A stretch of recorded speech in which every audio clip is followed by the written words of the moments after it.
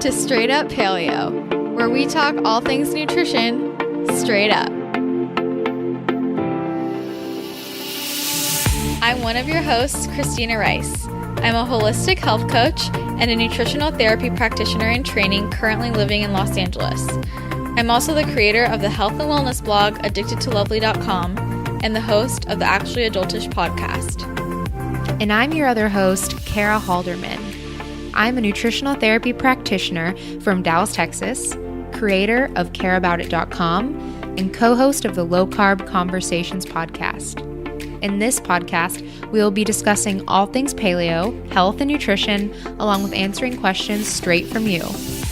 If you want to submit a question for us to answer on the podcast, head to straightuppaleo.com or email us at straightuppaleo@gmail.com. Remember our disclaimer. The materials in this podcast are only to be used for advice and are not to be used in place of general medical advice, diagnosis, or treatment. If you want to support the show, make sure to hit that subscribe button and leave a rating and a review on iTunes. Enjoy the show.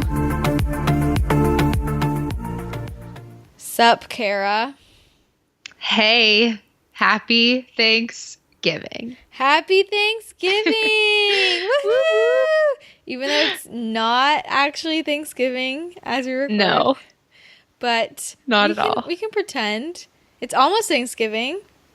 I'm just projecting myself into the future right now of how awesome Thanksgiving is. But if you're listening to, first of all, if you're actually listening to this on Thanksgiving, you're a boss. Yeah, thank you. Because, yeah, thank you. That's awesome. I probably won't be listening to any podcasts on Thanksgiving. I'll be eating and then taking a huge nap, most likely. So what are your Thanksgiving plans exactly?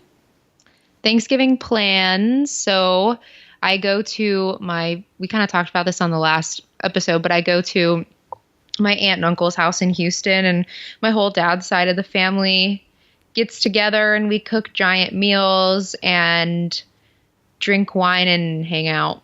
Are you there all day? I'm there Wednesday, Thursday, Friday, and we're coming home Saturday. Oh, how many people are in your family? Like, how many people are there? So there's my aunt, my uncle. I have 3 guy cousins. Then my dad, my stepmom, and usually my grandma and her husband come, but not this year for some reason. Like, cool grandma, way to be shady and just dip out on us. But it's fun. Our Shady family, we Grams. like to play board games. I know, I was like, the heck, grandma, it's shady. But it'll be fun, and I'm just really excited. I'm trying to get this sounds bad. I'm just trying to get this week over with, like, as fast as possible. No, I feel the same. I just want it to be done. Is there, what dish are you most excited for? Bread. Bread? I love bread. Are you eating bread? Well, gluten-free bread, okay. Stuffing and the gluten-free rolls and stuff. Because, that's not something I eat on a regular basis. I know a lot of people eat gluten-free or paleo bread on the regs, but that's not really my thing because I get kind of bloated when I eat it and I feel sluggish and weird. So I'm just not about it all the time. But on Thanksgiving, it's like my one day to eat all of the gluten-free bread, and I'm pumped about it. What about you? What my favorite thing? Fave dish that you're excited for? The cauli mash and gravy. So good. The gravy. Oh, so good. You guys, you can still get it. Use this for Christmas. Get my holiday ebook called Gratitude that I made with my friend Christina. And in there, we have a ton of amazing recipes, but this gravy is phenomenal. I can't even tell you. What is it made from? I can't say. Does it have like a secret ingredient though? Yeah, because I didn't use any starch because I didn't want to use any starches for a thickener. Can you tell me is it a cauliflower gravy? I mean, why are you asking me? You have the ebook. I know, but I'm like lazy and I don't want to pull it up right now and look at the ingredients. There are some extra veggies, but there's also some other non-starchy thickeners. But I'm really impressed with it because when I was recipe testing it, like we served it at dinner with like my whole family and family friends and people who eat like in and out on the regs, right? Like, and they were like, wow, this is the best gravy ever. And I was like, heck yeah, it is. And it's vegan and it's paleo. So good. So, and like, I don't know. We're also making pumpkin pie, and I feel like I should be excited, and I'm just like kind of ambivalent about pumpkin pie. Whoa, I feel like that's unlike you or something. I know. I mean, in the past, I would have been like, yes, I have an excuse to like eat all the sugar, even though I'm on Candida diet. But I don't really care. Like, I don't really want it. I'm like, I'm honestly might try and get Addie to let me make a sugar-free pumpkin pie, because I know how. Like, I don't know if she's going to be down with that. She probably won't, but I don't know. I just feel so much better. It makes I react really strongly to sugar. I always test intolerant to it. What happens? And I tested intolerant to like maple syrup too. Oh no. It's like nectar of the gods. I get maple syrup. I mean, my digestion is just a wreck, and I get super bloated, and I usually like I have a really, really insane like sugar high and then crash, and I get depressed for like a solid 2 to 3 days after, like severe depression. Yeah. Like I cannot function. I cry all day, and I have no idea why. Yeah, it's weird. So that is really weird. That's kind of what happens when I drink a lot of alcohol. Like it really, really, really messes with my mood, and I feel down for like a whole week after I drink. It's terrible. Yeah. Food intolerances. I don't. Also, I also love sweet potato casserole, but I don't think we're making that this year because I don't have enough room in my oven. I'm really excited because we're making a duck. Oh my gosh, I'm making a duck too. Really? Well, for Corey and I are having our Thanksgiving this coming Sunday. We're recording right now on I don't know even what day this is, like Friday? A Thursday or, oh my God, it's Friday. Wow. And in a couple days, we're having our Thanksgiving because my boyfriend won't be able to make it this year. He works on Thanksgiving, which is another reason I despise the restaurant industry. Anyways, that's besides the point. But we're having our Thanksgiving early, and I bought a duck yesterday, and we're going to smoke it. I'm pumped. Lucky. Oh, yeah. I just have to do it in the oven, which might turn out dry, so we'll see. No, it won't. I've never cooked. What are you going to do to make it not dry? I've never done a whole duck before. I have literally no idea what I'm going to do. Do you have any suggestions? Chef Google is my suggestion. Yeah, seriously. I'll have to check that out. Are stores open on Thanksgiving? I don't think so. I really hope not. Honestly, it makes me sad when people have to work on holidays. I'm just like, shut the whole world down. Let the people go home. I know. But I really do wish that American Thanksgiving was when Canadian Thanksgiving is. I think it's so silly that our Thanksgiving is so close to Christmas. That is kind of silly. But whatever, it makes the holidays more special because you have a lot more to look forward to. Like, there's so many things going on in the next couple months. It makes me really happy. Yeah, but I would like to be able to extend out my Christmas season because I'm very strict about the rule that there's no Christmas music or Christmas things until Thanksgiving's over. So yeah, you are strict about that rule. Yeah, I get really upset. So Canadian people get to have longer Christmas music situation going on, but whatever. So tomorrow when you're listening to this, I'm going to be busting out the jams, decorating, and it's going to be my first year decorating my apartment, so. Oh, yay. Take lots of pics. I don't know if I'll be able to fit a tree in here, but I'm going to try and make it work, so we'll see. Have to. I'm going to try and get one of those little trees, and we'll see how it goes. So, yeah. Cool. Any other updates? Other than that, I don't really have any sort of updates, but I had a really awesome day today. This just random talking. I just had a really awesome day today so far that kind of just like gave me some life reminders, basically. I met up with one of my good friends from high school, like the only girl basically that I've stayed in touch with since high school because we were really close friends.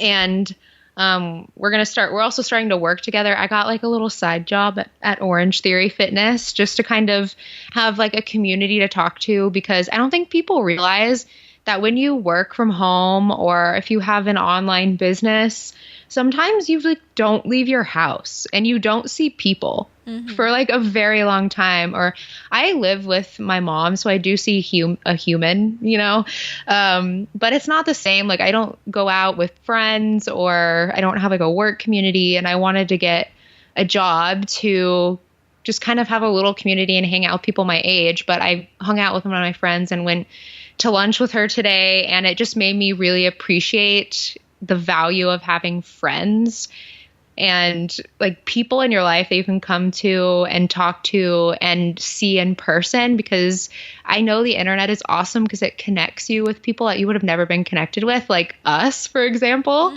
And we've met in person, which is even more amazing. And we talked forever, but the internet connections, like they just don't compare to meeting in person and talking and just really connecting. It's just so different.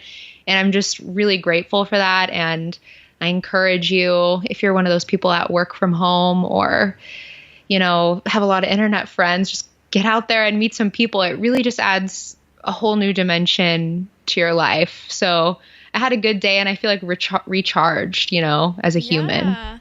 Oh, so I love so it. Happy. No, yeah, I mean, we talk about this all the time. It's rough working from home and not seeing people. Yeah. I'm lonely AF over here.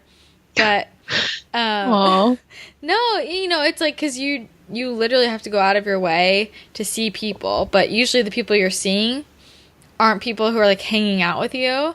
And I mean chemically, it's like we don't get that rush of oxytocin from like texting, you know? Yeah. You're not satisfied. So it is really important to like go and see people for sure. It's super I'm glad important. you got to do that.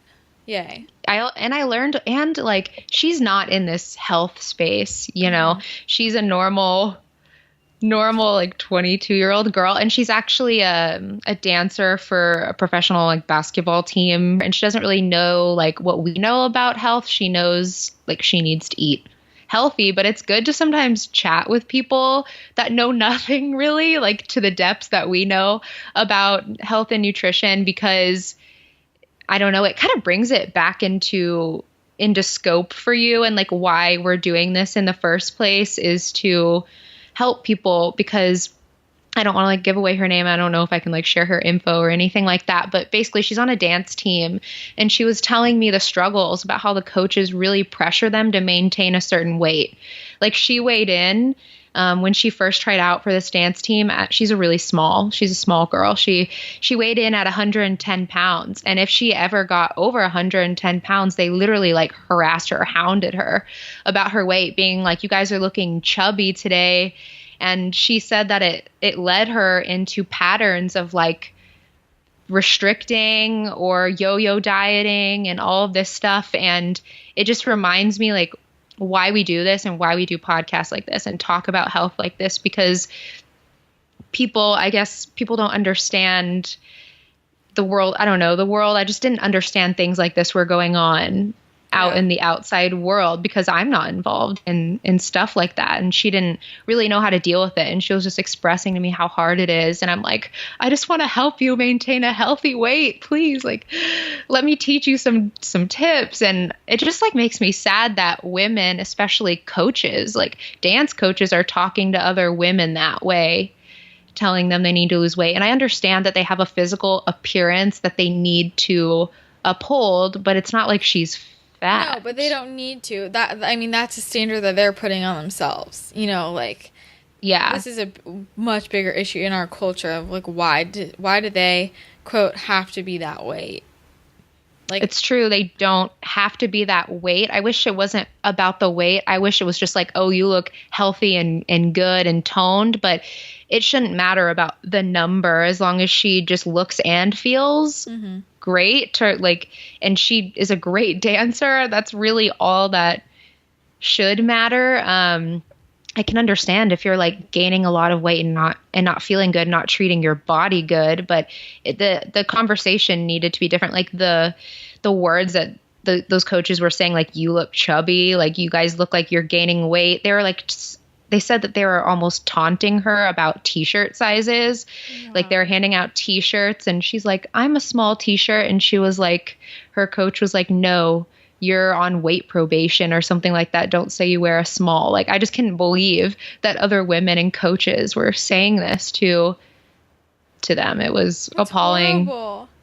Yeah, it was really terrible. Oh my God. No, I mean, and it's true. And also talking to people who aren't in the health space, I think sometimes we're so far deep into it. And we forget kind of like what you're saying, what other people are doing. Like when I go back home and I'm talking to family and friends and I'm realizing that these diet myths that I thought were like so 90s and no one believes in anymore, people still believe. Like when I talk to somebody who still thinks that a low-fat diet is healthy, I'm like, are you literally stuck in the 90s? And I just forget because like we are so entrenched in the nutrition world. Like that just seems like such old news that obviously low fat isn't the way to live. Yeah. So I think it's good to like, that's also why it's good to talk to people who aren't in the health space and like you get kind of grounded and realize like there's a much bigger world and not everybody is studying nutrition all the time. I think we take that for granted.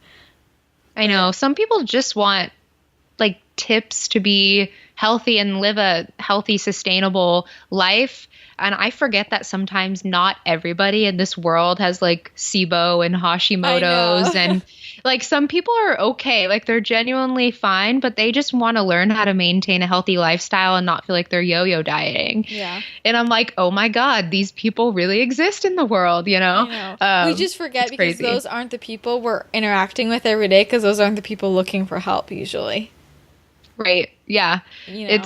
It's crazy. It was just a really cool experience and it inspires me to like get out there and be more active in the face-to-face community and in my local community. I feel like Dallas and just the city of Texas, maybe besides Austin, is really underserved in the nutrition department, and I just feel like it would be cool to have more in-person activities in the state of Texas. You should coordinate that.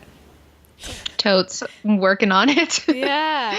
Cool. I'm working on it. What about you? Any updates? Just my ebook is out. Thanks everybody who's been so nice about it. If you haven't downloaded it, No Sugar, No Problems. It's an ebook filled with sweetener-free desserts. No sweeteners, no sugar, no stevia, no xylitol, no erythritol, no maple syrup, no bananas, no dates. So if you are on a candida diet, if you are keto, if you are diabetic, if you are anybody, you can find something in there. I'm so proud of it. So you should definitely check it out and use the code Straight Up Paleo when you check out on a computer and you'll get 20% off. So Kara has it. It's pretty cool. Honestly, I was surprised with the amount of recipes that you came up with. I have. I'm like, dang. I actually have more, and I'm thinking about doing a part 2, depending on how this one goes, because since then my creative juices have been flowing.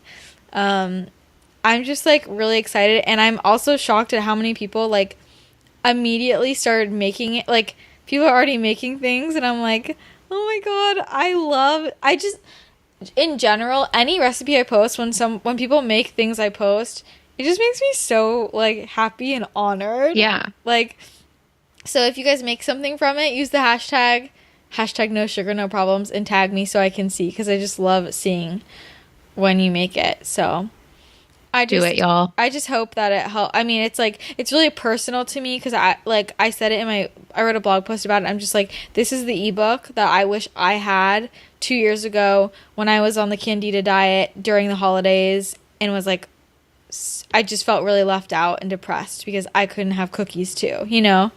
And now it's there.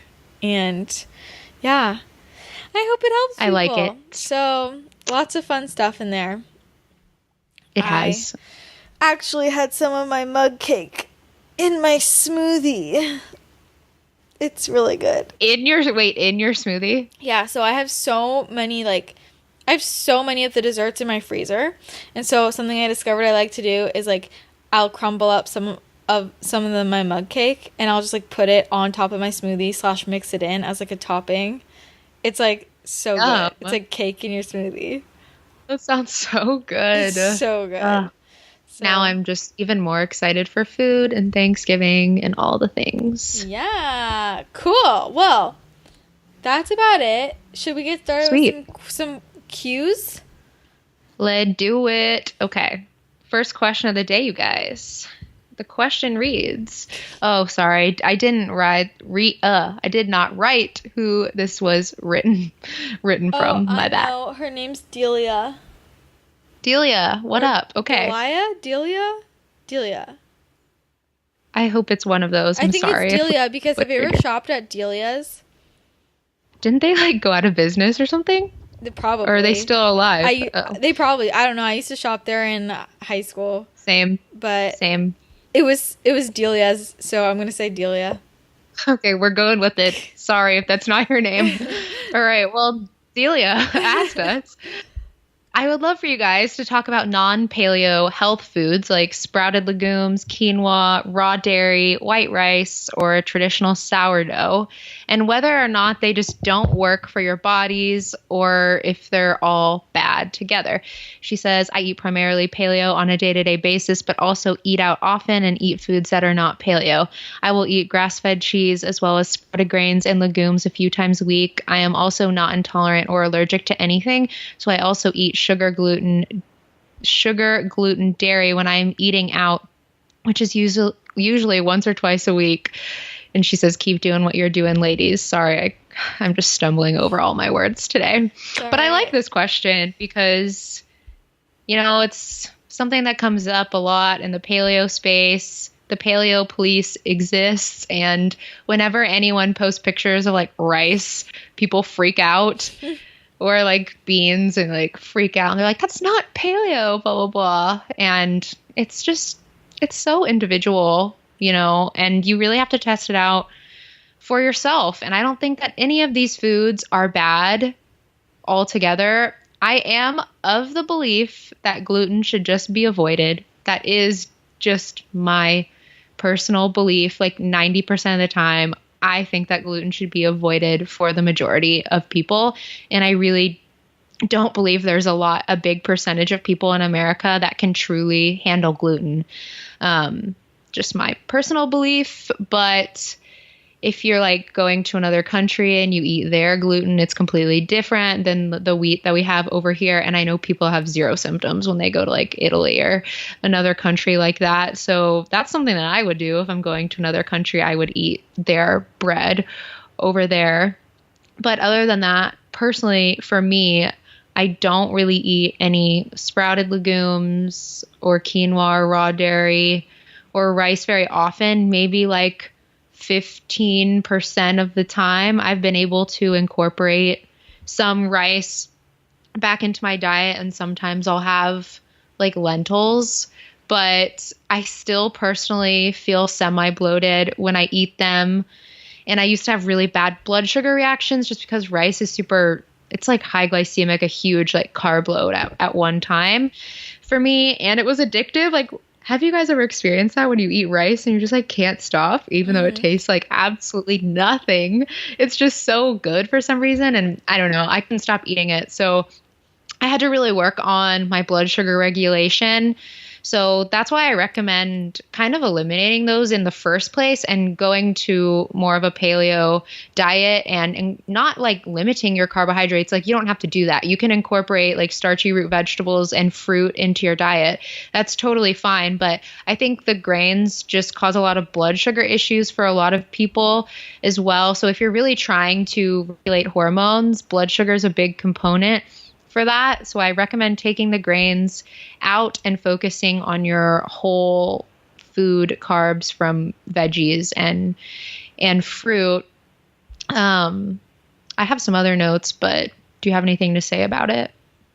Yeah. So, I mean, I think it raises the larger question of like, what is paleo?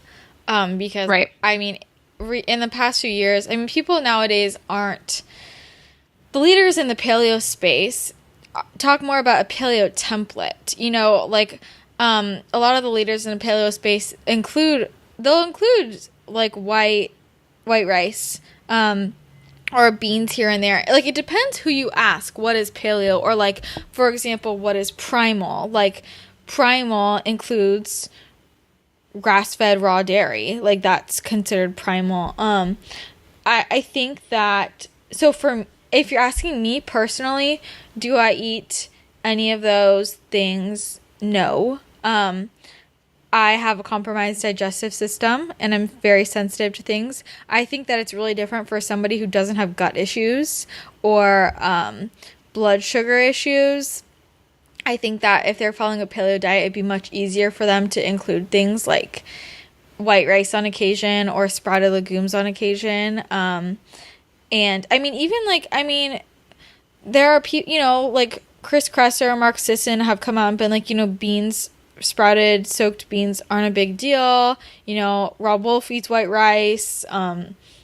You know, it's not about being like strict paleo, and people have different ideas of what paleo is, and like, I think that of those things, I mean, what I teach my ladies in my Paleo for Women program is like, if you don't have a dairy allergy or like lactose intolerance, if you don't have symptoms, then I see no problem with including grass-fed raw dairy. Like if that works for you, I don't see any problem with it. It just tends to not work for a lot of people. And I mean, quinoa technically isn't even a grain. The issue with that more is like the blood sugar issues, and it does have a protein that some people react to. I mean, it's like extremely cross-reactive with gluten. It's been shown to be like have the same effects on people with celiac disease as gluten in a lot of people. Yeah. So when we're talking about things like sprouted legumes, quinoa, raw dairy, white rice, if you are generally healthy, I don't see any issue in including those every once in a while. The issue with those is more of like, yeah, they have anti-nutrients, so you wouldn't want to have that every day, but it's more of just like they're higher in carbs. Blood sugar issues, gluten, I'm probably a little more crazy about it than Kara. I don't think anybody should ever have gluten. Oh, good. I thought I was strict about it. No, I don't think that anybody, I think it's like the kind of thing, it's like I just think it's horrible, and it's not even just because it's like not because of like the immediate effects. Like everybody is affected by gluten in your brain long term. So like, I mean, I always wonder if everybody was gluten free, like I just always am like, would there be any of these chronic health issues? Like how would autoimmune disease numbers change? Like, right. Because it's like, even if you eat gluten and you're like, I don't notice any symptoms, I'm like, yeah, you don't, but you're not seeing what it's doing to your brain. And when it crosses your brain barrier and like attaches to your myelin sheaths, like, and, you know, inhibits the growth factor in your brain, like there's just so much more to it. So and the other thing, like she also says here, I'm not intolerant or allergic to anything. And like, I don't notice anything basically, like when I eat things. And I hear a lot of people say that. Yeah. And that's a reason, like a lot of people will say, well, I eat gluten and like, I feel fine and I don't notice anything. I'm like, no, you don't. No, exactly. That's the thing. Like what I've really realized is you are so used to how crappy you're feeling that you don't even understand that you feel bad anymore. I'm going to get a little personal and use my mom for an example here. My mom has MS. My mom has multiple sclerosis, and I love her. And if she's listening, love you, Mom. And I have this conversation with her. She's so sweet. She's sweet. Literally the best. She's a sweet lady, and for real, she's awesome.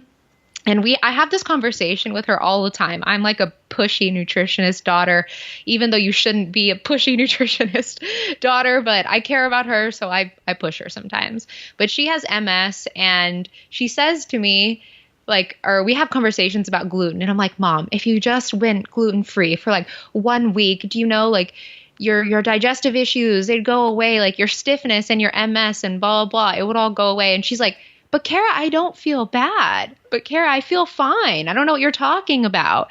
And I'm like, well, what about those stomach aches that you get like every day, or the stiffness that you talk about in your legs and all of that? And she's like, oh, well, yeah, I guess. But, you know, I don't really feel bad. And it's like she doesn't realize, like, it happens so often that she doesn't realize actually how bad she's feeling. She's just gotten used to it. But in the moment, like, I'm there with her. I see that she's suffering. I see that she's struggling after she eats a sandwich or pancakes or crappy like granola bars or whatever, but she's so used to it. So that's why I'm so adamant about doing an experimental like paleo diet or autoimmune elimination template, because you don't know how great you can feel. Yeah. You will never know until you eliminate those foods. You know what? You may be a person that is fine with some grains in your diet, but you will never know unless you experiment. So that's why that's just my biggest piece of advice, is really experiment with it. Yeah. And even if like, so you're talking about how your mom complains about like her joints and stuff. And it's like, even if you're somebody who doesn't have any complaints at all, you still don't know. Like for me, like my personal experience was like with gluten, it was like a brain mental fog energy thing that literally, if I hadn't stuck with gluten free, I would never have realized. Like my vision literally changed. Like I was wearing glasses and I haven't worn them since. That's crazy. And I just had this energy, like, that was insane. And the other thing that is that people also give up too early with the gluten. And gluten can stay in your system for 6 months. Okay. So gluten isn't like, this is my thing. People are like, if you're going to cheat, what would you want to cheat on? I'm like, anything but gluten, because like dairy isn't going to stay in your system for like that long. Like for 6 months, it's not going to be in there for 6 months, right? Yeah. Gluten, it's like if you have a trace of it, it will last for months. I know people who are celiac who had to go gluten-free. I have one friend who it took 2 years of being gluten-free for her symptoms to go away. Mm-hmm. Okay, so it's like, it's not like the thing where like, oh, I just cheated once with a little bit. It doesn't matter if it was a little bit and just once. Like that's going to last a long ass time.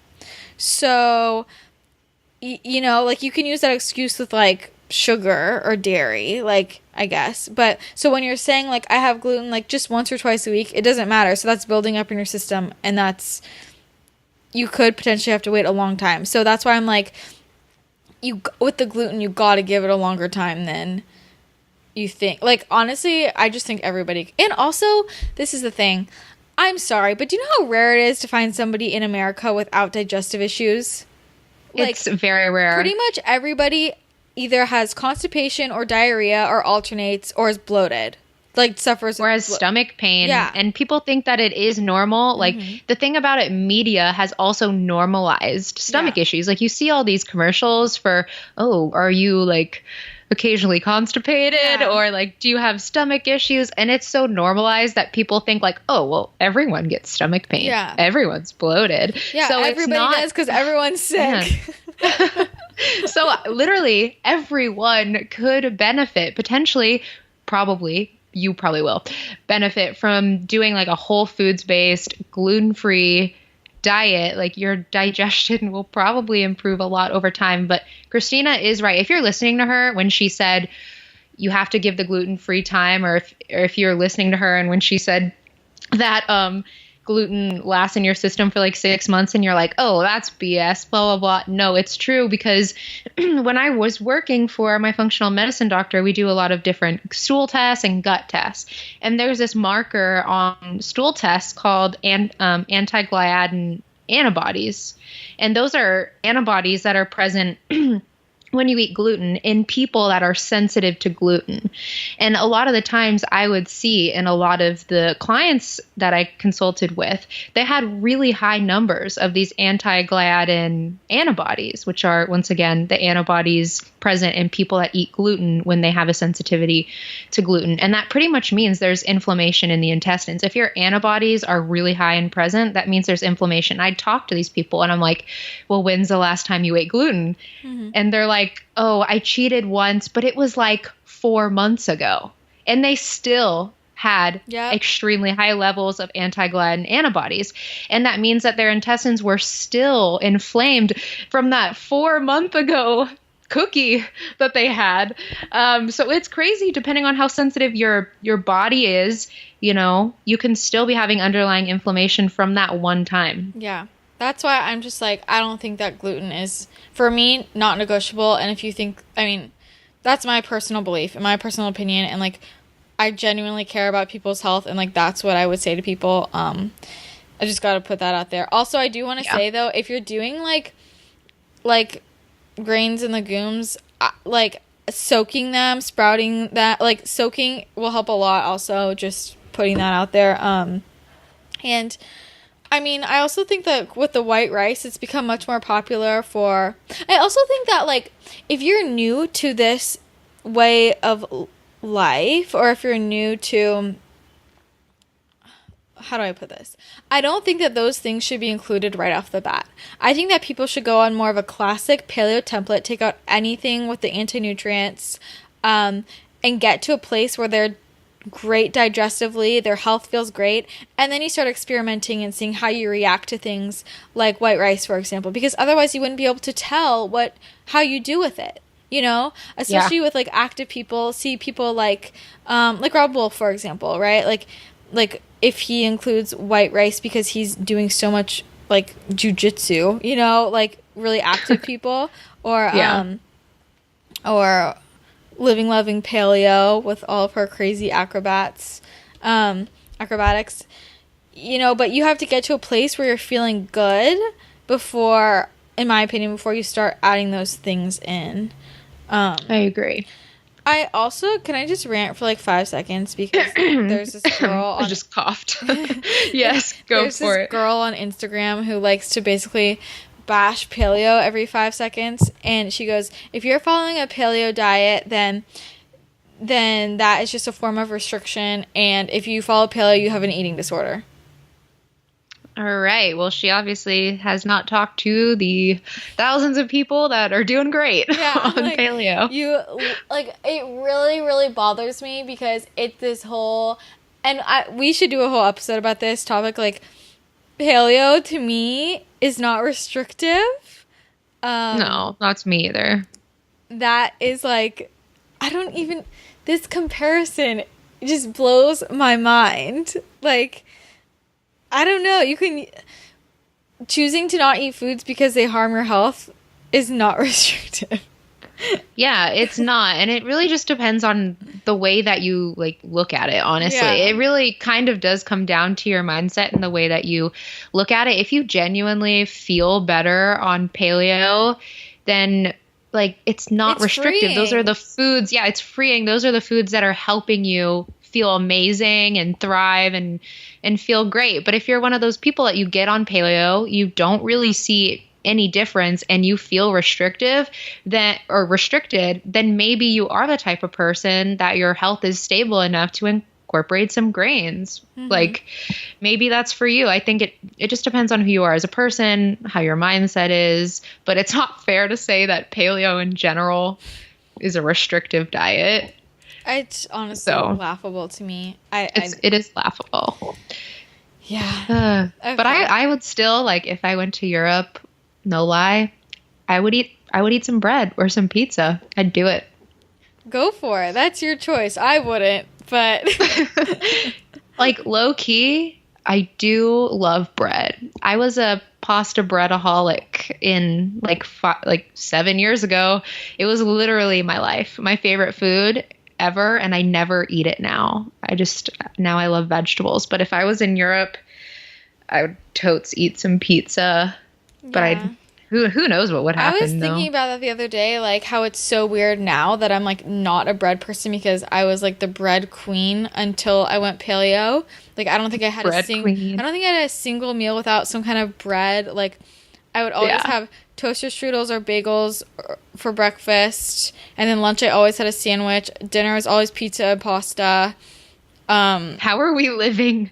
Yeah, like every single. Oh man. Like, I think the only vegetable I ate before I was 19 was iceberg lettuce that my mom would try and, like, make me have a small salad every day. And I was like, no. The worst vegetable ever. I know. Iceberg lettuce. The lamest one. But, yeah. And now I just, like, don't really want it. Like, even, like, paleo bread. Like, I don't know. I don't even know why. I just, like, don't.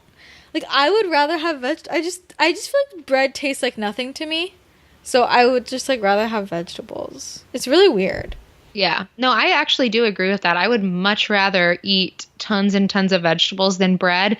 But I do have those, like, 2 days a year that I'm going to go ham on my gluten-free bread, like Thanksgiving and Christmas. And it's not even that I go ham. I'm not, like, binging on bread. Like, I just eat the stuffing. And yeah, I mean, like, do it. Like, I just eat it, you know? Like, It's not like I'm restricting all year long and then binging on bread. Like, no, I'm just going to eat it because it's Thanksgiving. Yeah. But on my normal every other day, like, I want all the vegetables. But to, like, wrap up this question, basically, like, what I would say is if you are a generally really healthy person and you've tried paleo before, like, if you've given it, like, seriously a long go, like at least 30 to 60 days, and you've been, like, full on paleo, you're eating enough food, you're still incorporating some of your starchy carbs and all of that stuff, and, like, you really haven't seen any sort of improvement or you feel worse, then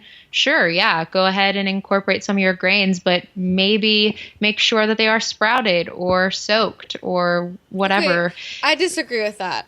I think if you're doing all that and you feel worse, then there's something deeper going on. And I wouldn't. Well, some people, they do paleo and they feel worse, but it's usually because they're not eating enough. Yeah, like there's usually something else going on. Like I'm sorry, I don't believe that taking out foods that are full of anti-nutrients could make someone worse. I think it all stems down to them not eating enough. Yeah. Like when you're doing paleo. But I think it's fine. Like if you have seriously no health problems and you're like 100% sure that you have no health problems, like 100% sure, then it's totally chill. But if you have like a history of digestive issues or brain fog or blood sugar issues or autoimmunity, I would leave them out for the time being. I also just want to point out that gluten, like, literally is addictive. Like, there are addictive properties in it. So you also might just be chemically tied to that emotionally as well. So just something to keep in mind. Okay. Shall we move on? Yeah. Okay. Hi, ladies. Oh, I don't know the name on this one either. It's fine. Hi, ladies. I recently had very severe food poisoning from meat, and since then I haven't been able to eat any of it. The thought of eating it grosses me out. I know that I will eventually be able to eat it again, but in the meantime, how do you recommend incorporating a paleo lifestyle without meat? Also, do you have any tips on healing my gut after being so sick? She's a holistic nutritionist and keeps to a strict gluten and dairy-free diet, minimal processed foods. She drinks 80 to 120 ounces of water per day, only drinks green tea for caffeine, tries to eat more cooked foods than raw foods because they're easier to digest. She healed her IBS through nutrition on her own. She does light exercise, mainly walks, stretching, and occasional jogs. I sleep 7 to 8 hours per night and take probiotics and a B12 supplement and occasionally digestive enzymes. Eats mostly paleo with very occasional gluten-free grains. I don't eat fruit and rarely eat sugar as I have found it irritates my gut. I love what you ladies are doing with this podcast. It is so needed, and you girls do a fantastic job of articulating the information. Thank you. You're sweet. Oh, so Aw. sweet. She's sweet. Thank you. One question I had about this question was, do you think when she's saying from meat, do you think she's saying like meat or all animal products? That's what I was confused. I couldn't tell. Yeah, that was one of my questions also. Because I think it's pretty easy to do paleo without like red meat. Like you do chicken and turkey and fish and eggs and all of the things. Yeah, it's not like necessary, but I treated this question like she meant all animal protein. Okay. But I wasn't quite sure. So maybe we can talk about it from both sides. Mm-hmm. Can I point something out really fast before I forget? Okay, she said that she drinks 80 to 120 ounces of water per day. I think that's a lot of water. I was gonna say that. That was like the first thing I wrote down when I was looking at this. Dude, that's a crap ton. So this is the thing. It's like, I mean, yeah, after you get food poisoning, it's really important to stay hydrated. Right. But that's way too much water. You're probably dehydrating yourself from drinking that much water. What I would do is cut back. You probably and feel put some worse. electrolytes in there. Yeah. I mean, you can feel way worse. I mean, like, I struggled with this. I'm like, this is so personal to me because I literally like had to go to the hospital for this hyponatremia because I was drinking too much water, and you literally feel horrible. So reducing the amount of water can really change your life. I also have quite a few clients who have all these mysterious health symptoms, and all of a sudden, like, and I tell them literally just cut your water, and they cut it, and everything they're perfect. Yeah, like, it's really crazy. Like, we're told to, the more water the better, blah blah blah. So some people take that to the extreme and drink a crap ton of water. But I have a resource. I don't know if this is true or not, but if you know who Dr. Eric Berg is, he has a video on why the 8 glasses of water a day myth is not true and we don't need that much water. And I don't know if that's true, like his video, but it's really fascinating in a way. He basically says how we don't need as much water as like people think we do necessarily. We don't. It's really interesting. Especially when you're eating a lot of foods that have water in them, like a mostly paleo diet as she is. A lot of vegetables already have some water, but like literally half your body weight in ounces. Like, so take your body weight in pounds, divide that by 2, and that in ounces is like around what you should be at. Sometimes you don't even need that much. Yeah. Like if you are salting your water, like putting a very high quality like Himalayan salt or very high quality sea salt in your water that has electrolytes in it. I do that like once a day. That's going to ensure that you're actually absorbing the water into your cells and getting hydrated at a cellular level.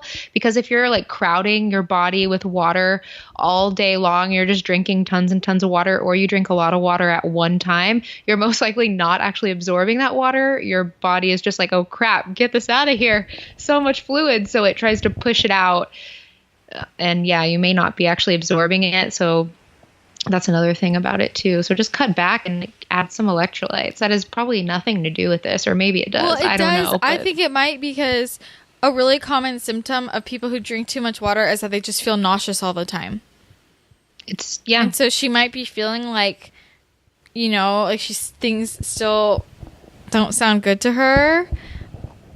Like, I don't know. This is just a general nausea that she doesn't even realize is happening. So I definitely think that's really important. But I guess we can get to the real issue of, okay, so how do you do paleo without meat? If we're tackling this from the perspective of red meat, that's pretty easy. You can do lots of wild caught fish. You can do chicken thighs. You can do turkey, any other form of poultry, duck. You can do organ meats. You can do eggs. Yeah, I feel like there's lots of options that aren't red meat. But let's talk about it if she's referring to all animal products. I'm just going to say, it's hard. I don't think you should do it. I'm sorry. Like, I do not hate on vegetarians or vegans. That is your choice. And I think that's awesome if it works for you. But I have found that for the majority of people, you need some meat long term. You need some sort of animal product to sustain long-term health for the majority of people that I've personally seen. But she's just talking about right now as she like still feels a little not so good. Yeah, I was talking more in general, but what you can do, like, I still think that you should get some sort of like animal protein in your body. You don't have to if you want to, do that for like a week and you feel like your digestion is actually super weak right now and you don't want to eat meat. It can be beneficial to leave it out for like a week or two to give your digestion a break. I get it. So what you can do is just incorporate some bone broth or like collagen peptides or egg yolks into like soups or smoothies to kind of still give you the protein, give you good fats and electrolytes from the bone broth as well, but you're not having to break down such like chunky meat. So if you want to ease back into it, those are the things that I recommend is like the bone broth, some collagen powders, and egg yolks. That's what I would recommend for sure. Yeah, I agree with that. The bone broth, the collagen. I also think that as you start to reintroduce animal products, if you're still feeling kind of like queasy, I think it's easier to start with things that are lower in fat, like bland things, like a chicken breast. I think it's just easier to kind of ease into that, and like scrambled eggs. But I mean, things like hemp seeds, pumpkin seeds can be good sources of protein. I mean, nuts, you can soak them, sprout them, and, True. You could do soups, I think like soups, and you could put collagen in there for some extra amino acids. Just, that's gentle on your stomach as well. Yeah, I think avocado has a little bit of protein. I don't know. I mean, be gentle on your gut. It's hard overcoming food poisoning. It's like kind of gross, but do you want to talk hard about, yeah. I mean, something like coconut water could be good too. After you feel sick, and with your electrolytes, and can kind of be easier. When I was like when I had like food poisoning for a week, that's kind of like all I could down. Like coconut water was the only thing that made me feel better. So that's a good option. Teas like ginger tea, peppermint tea. You can do some essential oils, ginger, peppermint behind your ears, above your navel. What else? Healing your gut lining. You could do some glutamine as well. Yeah, I don't know. I mean, I was going to say, in regards to the healing your gut after being so sick, I would really up your digestive enzymes, a lot. Like, I don't even know if you're taking any, but I would definitely incorporate digestive enzymes with any food that you're taking and up them a bit more because you probably need the help. And what I did, I used to get food poisoning a lot, you guys. Like, I don't know how this happened to me, but I seriously, my boyfriend used to have to take me to the hospital like once every couple of months because I was getting food poisoning so often. I don't know how this happened to me. But anyways, the things that really helped me was taking a crap ton of digestive enzymes and especially actually taking them away from food on an empty stomach. And what that does is that they act more as systemic enzymes, helping to treat overall inflammation in the body. And, when you've had food poisoning, you're just inflamed pretty much everywhere. The other thing is chaga mushrooms. They can help, like, if you can find a really good, high quality chaga supplement. They're really good for modulating the immune system. So if you have any of like your infection left over, chaga, they have this compound in it, like activates your killer T cells more. And this is also a trick that I use if I ever have a cold or if I get sick. I just immediately start taking a bunch of chaga supplement pills to help regulate my immune system. a little bit more. And then also, if you had food poisoning and you're still struggling, I would add in some extra adrenal support as well. Do you have a recommendation for adrenal? Yeah, there's one. It's in the biotics line, and honestly, I forgot the name of it. It's not ADP, because ADP in the biotics line is oregano oil, but it has like this other name. It's like AT. Have you learned about biotic supplements yet? No. Through the NTA? Darn. Well, I'm going to put it in the show notes, but it's basically like an adaptogenic herbal support for adrenals, but across the board, it's worked pretty well for everyone that I've worked with. And it's one of their like most sold supplements because it works really well for a lot of people. So I would just give your adrenals some love as well. I'll put the adrenal, I'm going to make a note to put it in the show notes for you. And one thing I want to talk about, I haven't talked about a whole lot. Maybe I've mentioned it before, but in my early days of healing my gut, excuse me, guys, I'm like going through puberty today. My voice is crazy.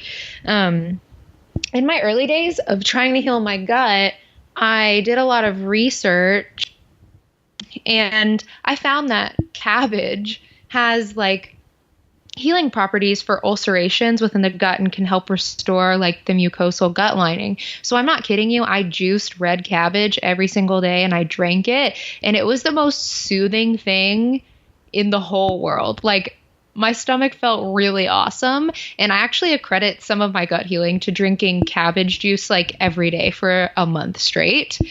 It was really crazy how much better I felt when I did that. So if you have a juicer and you want to go for it, I recommend it. I think it's awesome. Yeah, you've mentioned that before. I think that's so interesting. Also, if you can do colostrum, I think that's really underutilized. Yeah. That helped me a lot with my gut healing journey. That's another option. It tastes like milk. So it's kind of weird. It's like weird tasting.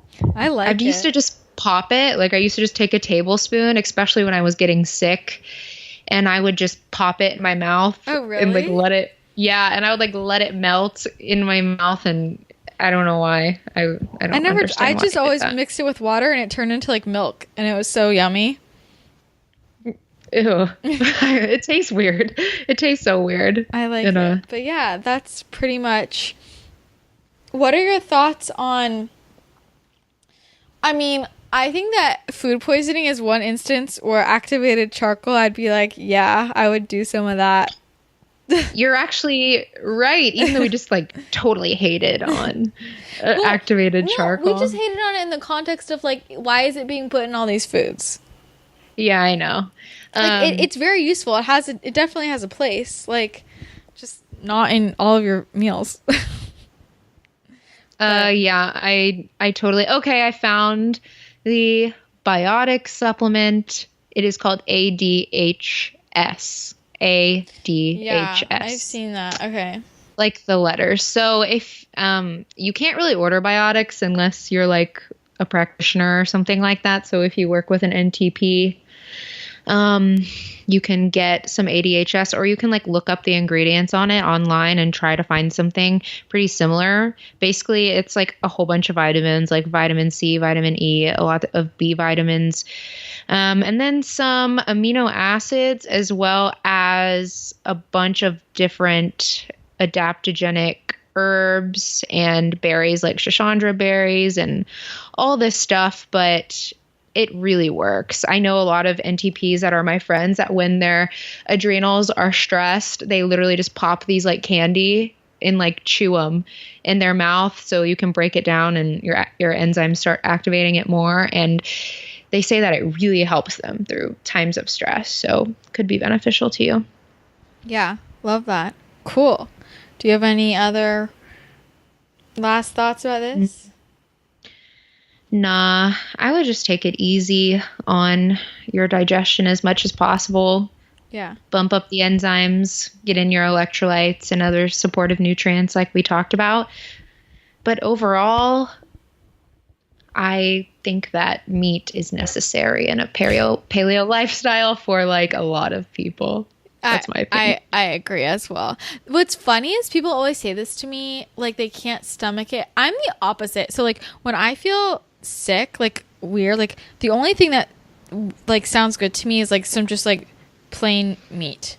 Like really? I just want some like plain protein. Like I want some like that's the only thing that I can stomach. It's like that settles my stomach. Like usually I just want chicken or like I'll eat like steak, like just really plain. That's hilarious. Yeah. Like, everyone is so different. That's so funny. Yeah. Because when I'm sick, I want to eat cookies. Like, oh my God, that makes me feel nauseous just thinking about it. I don't know why. It's like, I don't know why, but I just want to eat like cookies and chocolate and all this stuff. And I have to restrain myself and no, it's not good. Don't do it. Oh man. Cool. Well, yeah, I think she's generally doing everything. Like, yeah, resting, getting enough sleep, not going too hard with the workouts. But hopefully, I hope you start to feel better because food poisoning is not fun at all. Nope. It's not. It's not fun at all. And she says that she already has some like gut stuff going on. Like some foods irritate her gut. So maybe just in general, like a gut healing type protocol, follow good gut healing herbs. Our friend Michelle Hoover at Unbound Wellness, she has like, I think she has a program, like a 30-day gut healing guide or something like that I know a lot of people have gone through and love. So she has a lot of good gut tips, and Christina has some blog posts about gut healing. So maybe look into that too. Mm-hmm. You know what's also interesting is, I mean, okay, this is unrelated, but basically I'm doing this experiment with myself because smoothies usually make me feel like crap. And I'm wondering if it's the nuts that I put in the smoothies. How many nuts do you put in the smoothies? Yesterday, like today I didn't do, like the only, like it was coconut that I used, all coconut products. And I feel way better than yesterday when I put like almond butter and what else did I put in? Like almonds and pecans. So interesting. Like digestive wise. It's so weird. Like I felt like kind of like queasy. I don't know. Dude, I'm telling you, nuts are hard. Although smoothies always make me have to pee, so it's annoying. But that's for another day. The smoothie rant. Why I don't like smoothies. Then why I love smoothies. Oh my gosh. Them. Yeah. Well, cool. So I think that's about it for today, because the question we had for after this, I want to have time to really, really dive deep. Yeah, I got a lot to say. Dive deep. So thanks for listening. We hope you guys had a great Thanksgiving. I hope that you ate all of the things and got some nice quality family time, and hopefully you took a break from whatever stressors are going on in your life, relaxed. Maybe you watched some football. Maybe you watched a Charlie Brown Thanksgiving. Not sure. I hope you watched a Charlie Brown Thanksgiving. You did. I'm sure it's on TV. And did you guys watch the parade? I love the parade. Yeah, the parade is always fun. So, yeah. Hope it was a great time. And if you haven't already, definitely join our Facebook group, Straight Up Paleo Pals, because we're all pals in there. So also, we would love if you could submit us some questions, because we want to hear from you and we want to know what you're struggling with or what you want advice on, or really anything. Just go ahead, shoot us an email at straightuppaleo@gmail.com, or just go to our website, straightuppaleo.com, and we have a contact form on there as well, because we want to answer all of your awesome questions. And it can be anonymous, so don't be embarrassed. Yeah. Send in your cues. We love hearing from you. And leave a rating and a review on iTunes if you haven't already. It helps so much. We really want to spread the word about the pod, so that would help us out. We love the pod. I love how we abbreviate like every word that we say. I know. I'm too lazy to say full words. We're such millennials. We're such millennials, so I don't know. If I ever listen back to that, I might be embarrassed that I said pod. I said totes like 3 times this podcast. I'm just feeling the word. I don't know. Well, we're millennials. Cool. Anyways, all right. Yeah. Have a good Thanksgiving, and we will chat with you next week. Goodbye. Bye.